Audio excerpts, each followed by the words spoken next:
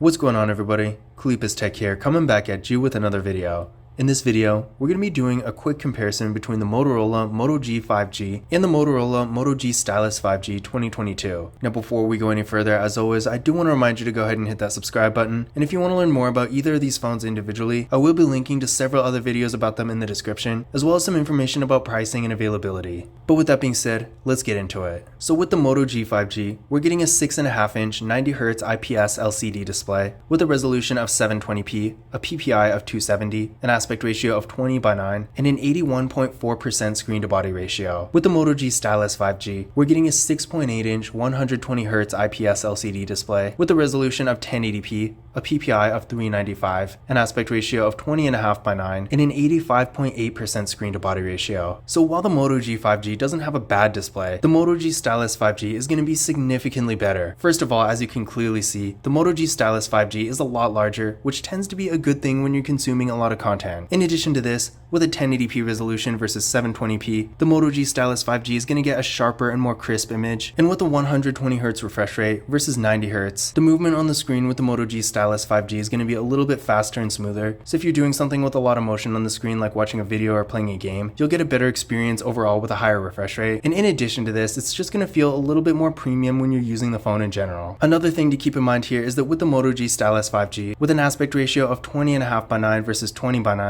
you're going to get a taller and more narrow form factor, and this is going to give you a more immersive experience when you're doing something in landscape mode like streaming a video, for example, and if you're doing something like reading or using social media, you'll be able to fit more content on the screen without having to scroll as much. So overall, while again the Moto G 5G doesn't really have a bad display for what it is, if you are consuming a lot of content and you want to make sure your phone has a really good display, just keep in mind the Moto G Stylus 5G is going to be significantly better. Now for storage, both of these phones are getting 256GB of internal storage with microSD card expansion as well, so no real difference here, but keep in mind, both of these phones in this video are factory unlocked straight from Motorola, and if you get these phones from a carrier like Cricket for example, I don't know this for sure, but depending on the carrier, there is a possibility you might only get 128GB. But that being said, again, these phones in this video are factory unlocked, and they do both have 128GB of internal storage and microSD card expansion, so definitely a great amount of storage for just being mid-range phones. Now for security features, both phones have fingerprint scanners right here on the power keys, and they both have face unlock as well.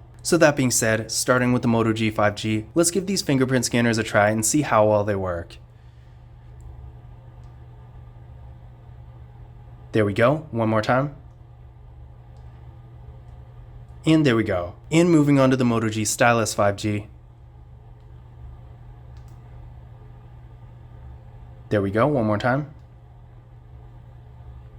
And there we go. So as you can see there, both fingerprint scanners were real fast and responsive, no issues whatsoever. And again, remember both phones also have face unlock, so if you want to use that instead, you always can. Now taking a look at the camera setups here, for the front facing cameras, these phones have pretty much the exact same design, real nice looking hole punches here. With the Moto G 5G, this camera is 13 megapixels, and with the Moto G Stylus 5G, this camera is 16 megapixels. Then on the back, with the Moto G 5G, we got a triple camera setup with a 50 megapixel main camera, a 2 megapixel macro camera, and a 2 megapixel depth sensing camera. With the Moto G Stylus 5G, we got a triple camera setup here as well, with a 50 megapixel main camera, an 8 megapixel ultra wide camera that also doubles as a macro camera, and a 2 megapixel depth sensing camera. So in general, as far as features go, they are pretty similar here, but the Moto G Stylus 5G does have an ultra wide camera, whereas the Moto G 5G only has a macro camera, so definitely keep that in mind. As far as quality goes, neither of these phones takes bad photos. In fact, if you're taking a lot of photos for something like social media, for example, you're really not going to go wrong with either phone because both cameras are really good.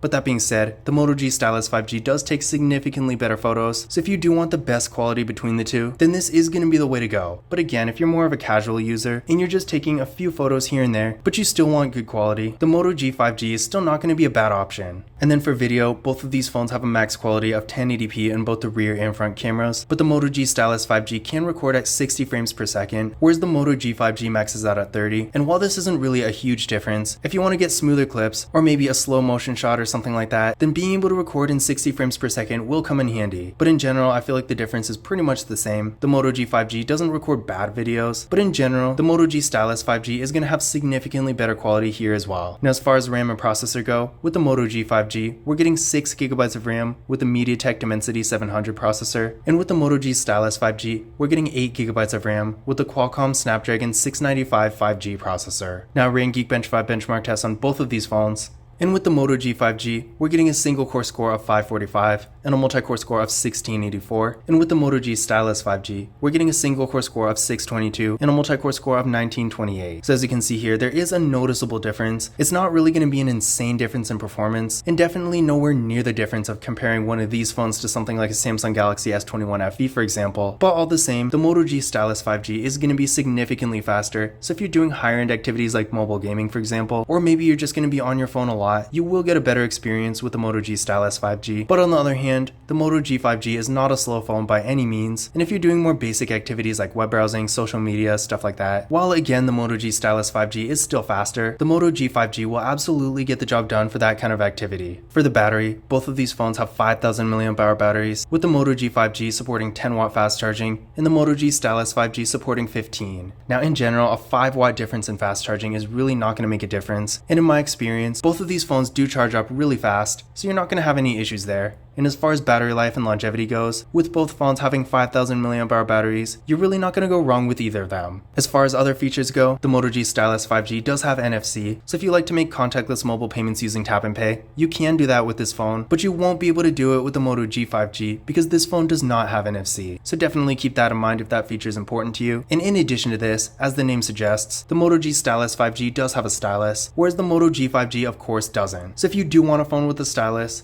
then the Moto G Stylus 5G of course will be the way to go here. Now with this stylus, as far as the actual quality goes, it's definitely not the best stylus in the world, and it's not going to be anywhere near the level of something like a Samsung Galaxy S22 Ultra, for example, but if you just want to take some simple handwritten notes or something like that, it will get the job done just fine. And while it's not good enough to do any actual art on, it is still a lot more sensitive than I expected it to be. So if you just want to do more basic activities with it, then again, it definitely will get the job done. And compared to the styluses on previous models, I do think the stylus for the Moto G Stylus 5G 2022 is an improvement. But in conclusion, which of these phones is better? In general, in pretty much every way, the Moto G Stylus 5G is a significantly better device. First of all, with a larger display that has a higher resolution, a higher refresh rate, and a better aspect ratio, you're going to get a much better experience with the Moto G Stylus 5G if you're consuming a lot of content. The Moto G Stylus 5G also has a significantly better camera setup that does take higher quality photos, it has a noticeably faster processor, and it has other features like NFC and a stylus that the Moto G 5G doesn't. But that being said, keep in mind, at full retail price and based on deals I've seen that carriers typically offer, the Moto G 5G is noticeably more affordable, and while the Moto G Stylus 5G is definitely a better device, there are a lot of features this phone has that not everyone's gonna need. For example, when it comes to processing power, sure the Moto G Stylus 5G is faster, but really for the things a lot of people are gonna be doing, the Moto G 5G will still get the job done. If you're just browsing the web, going on social media, that kind of thing, you're probably not gonna really need the extra power the Moto G Stylus 5G has. In addition to this, not everyone needs features like NFC and a stylus, and not everyone is always taking a ton of photos all the time. So if you're just looking for a solid mid-range phone that's going to get the job done for basic activities, I still think the Moto G 5G, while not being quite as good a phone as the Moto G Stylus 5G, is still going to get the job done just fine.